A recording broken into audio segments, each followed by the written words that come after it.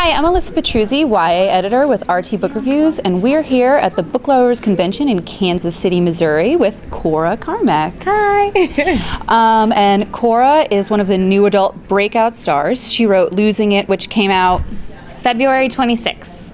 But it's also been out in ebook for a while since then, since October. Let's start at the beginning. Let's start at, you wrote Losing It, and you decided to self-publish. I did, yes.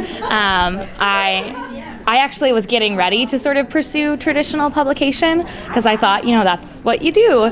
But I knew enough about the market and in particular about sort of college age books to know that they were a really difficult sell at the time in traditional publishing. So I made a really scary decision and decided to self-publish it first. But luckily I had a lot of blogger friends who were really fantastic and they sort of got behind the book, and a couple other authors that were really supportive. And pretty soon it started doing really well, which was just mind-blowing for me. I remember, telling my parents, if I sell 1,000 copies, I'm gonna freak out. And we quickly surpassed that, which was fantastic. But it was just a whirlwind, and because it did so well, I started getting interest from traditional publishing houses, and I ended up going with HarperCollins, and I'm really happy with them. They've been fantastic, super supportive. They love new adult, which is great because it needs, someone to champion it right now because it's still a little fledgling thing that, and it doesn't quite, walk quite as well as the other genres. And so I love HarperCollins, and I love my editor there, and I'm really, really happy to be there. So, why do you think new adult is taking off right now? Well, I think it's just kind of been a long time coming. I'm 25, and I remember vividly my freshman year in college, sitting in my dorm room at my computer and searching the internet for 20-something reads and for, college-age characters, and just having a really hard time finding something, and it just wasn't out there. And I think that's part of it, is that there's sort of been a gap for a long time, and then suddenly people are discovering that they can, find these ways around traditional publishing, like self-publishing. Because traditional publishing was that you couldn't sell a manuscript set in that age range. Yeah, they just weren't buying it even a year ago because, rightfully so. There's not a place to put it in a bookstore. It sort of gets lost. If you put it with YA, it doesn't find its audience, and if you put it with adult books, it doesn't quite find its audience, and so it just kind of didn't find its place. And there certainly were, books out there with 20-something heroines, but they were sort of few and far between, and they were usually marketed more as adult or more as teen. Almost like chick lit, younger chick lit. Yeah, and so traditional publishers just weren't buying it because they didn't know how to sell it. But with the way that our market has changed so vastly and so quickly over recent years, and the rise of ebooks, it sort of made possible for this new category to rise up without having to have a place in a bookstore. We kind of made our own way, and I think part of why the genre has sort of exploded besides that is that so many people have been reading YA that are not necessarily YA readers. They got into it with Harry Potter and then Twilight, and we have all these adults reading teen books, and you can read those for a while, but after you've read I don't know about anyone else, but after I'd read 100, 150 of them, you start to sort of wish that you could see something more like your own age and more like what you experienced, and just a little something more adult, and I think that's sort of what New Adult provides. And so a lot of those readers who have been reading YA and are still reading YA have sort of made the shift and are now reading New Adult too. Well, and in Faking It, Kate is dealing with a lot of post-college angst that we all go through. I won't say how many years ago, where you're trying to find your way, your college friends are all spread out, you're trying to pay your bills, and give us the setup. Sure. Just to sort of talk about that period in life, that was the single most terrifying moment of my life when I graduated from college, because I was a theater major, and everyone in my entire life had told me, it's not a realistic career path. You should choose something safe. You should have a backup plan. And all through college, I was like, no, I'm going to do it. I'm confident in myself. And then, you know, like 3 months before graduating, I was like, I'm not confident. I'm not confident. And so that was just like a terrifying period in my life for me. And so it's something that I was really excited to write about with Cade. So in his book, he has just graduated college, and he's just moved from Texas to Philadelphia for a graduate program, because that's what you do when you're terrified to go out into the world. It's true. You just go to more school. And so he's going to a graduate program. And he's just had his heart broken in Losing It, because he's a minor character in that. And you don't have to have read Losing It to read Faking It, though. So he's just had his heart broken, and so he's sort of in this weird place where he's just kind of depressed because he's away from all his friends. He's in a new place. He's going to more school, which no one likes that. And grad school is not as fun as undergrad. No one tells you that till you get there. No, it's not. It's not. Yeah. And, life lessons here, true. people. Don't just go to grad school because you're scared to be an adult. Just end up with more loans. Very true. So he's in Philadelphia, and he meets this girl named Max, and she is kind of like a whirlwind in herself. She kind of blows into his life, and she's the complete opposite of every kind of girl he's ever been attracted to, including Bliss, who's the main character in Losing It.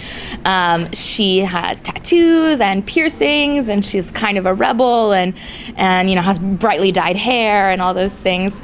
And something about her just kind of like sparks something in him, and then she finds herself in a situation where her parents show up unexpectedly, and her parents are extremely conservative, and they don't even know she has tattoos or piercings or anything like that, and she has promised them a nice, wholesome, kind boyfriend, and unfortunately does not have a nice, wholesome, kind boyfriend. And so in a coffee shop, randomly, she sees Cade, who just looks like the classic, you know, boy next door, nice guy, and she walks up to him and asks him to pretend to be her boyfriend. And Cade, because he's an actor, is really good at it, a little too good at it, and so he impresses her parents so much that they have to kind of keep the ruse going because the parents don't want to let it go, and sort of evolves into a romance from there because they keep being forced into romantic situations. One of the things I really liked about Faking It is that you get to see Cade from a different perspective, because in Losing It, he's a little sad sackery, and he's kind of just like this guy. Yeah. And then in Faking It, you see him through Max's eyes, and he's like hot, and all of a sudden you're like, oh, wait a second. And it's an interesting way to flip perspectives without flipping perspectives, like character-wise. Right. Do you know what I mean? Yeah. So talk about that, how you it's almost like reinventing him, but he's still the same person. Right. Well, I mean, when I wrote Losing It, I always knew Cade was like a cute guy because he was definitely like a leading man type guy. And as a theater major, I think of people in those terms. I think of people in, you know, like the leading parts or character actors. And he's definitely a leading man type. And so I always knew he was attractive. But it's one of those things in college, and maybe I'm assuming this is for all people in college, but maybe I have a skewed perspective because I was a theater major and we spent, you know, all of our time together. But you get to be around these people and they become your family, and it's weird to be attracted to them. I know when I was in college, whenever like two of our friends would date, we'd be like, oh, that's weird. Why are you doing that? Because we had just sort of, I mean, we would be in the theater from, you know, like 8 a.m. to like 2 a.m., like almost every day.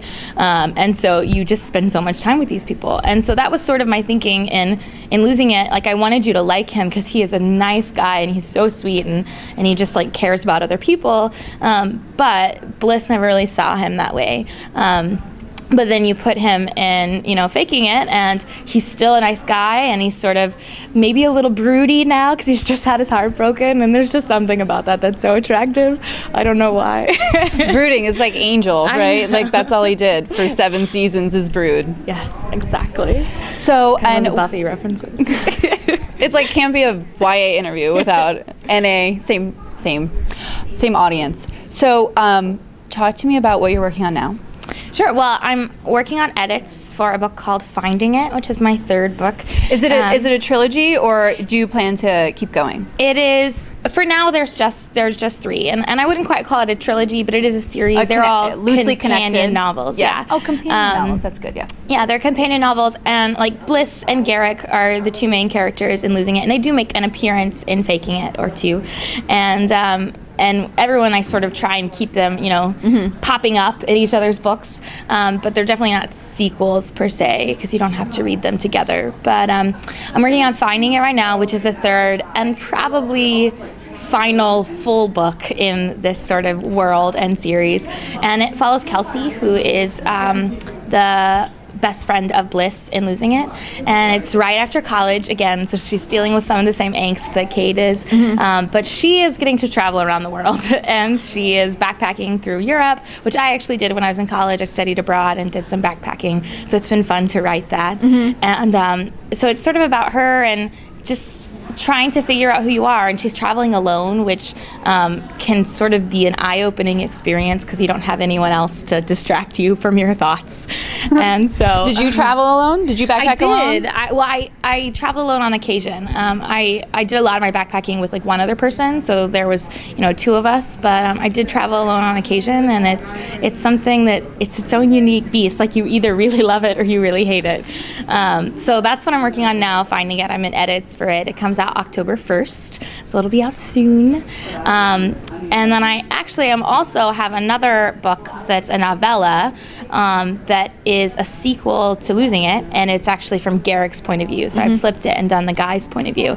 And I've been hearing for a long time that people, wanted a sequel to Losing It, and I wasn't. For a long time I kind of was like, I don't really know if I want to do that, because I liked the way Losing It ended. Right. Harper asked me to write a novella, and they wanted it from Garrick's point of view, and so I wasn't really comfortable doing Losing It just sort of flipped from his perspective, because I wanted something fresh. Right. And I just kind of had this idea for something after Losing It, wherein they go to London to meet his family, and fun. Because Bliss just drags chaos with her everywhere, chaos ensues, and it's called Keeping Her. It releases in August, in ebook only, and it's sort of just all about how finding love seems hard until you have to figure out how to sustain it.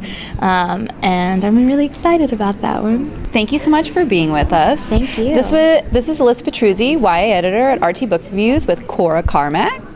And we're reporting from the RT Booklovers Convention in Kansas City, Missouri. Thanks for coming by.